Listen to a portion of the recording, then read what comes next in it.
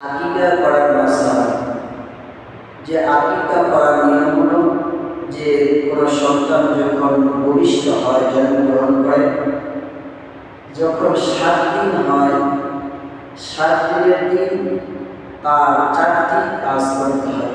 7 দিনের দিন আকিকা করা সুন্নাত এবং এই 7 দিনের দিন তার জন্য 4টা কাজ করতে হয়।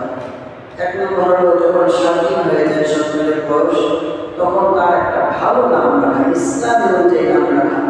আমাদের সমাজে আজকে নাম বিভিন্ন সিস্টেমের নাম রাখে, বিভিন্ন আইটেমের নাম রাখে, যেগুলো খ্রিস্টানদের সাথে মিশে যায়, ইহুদিদের সাথে মিশে যায়, নাসারাদের সাথে মিশে যায়। কিন্তু না, ইসলামের অনুযায়ী নাম রাখতে হবে, ইসলামের দৃষ্টি অনুযায়ী নাম রাখতে হবে।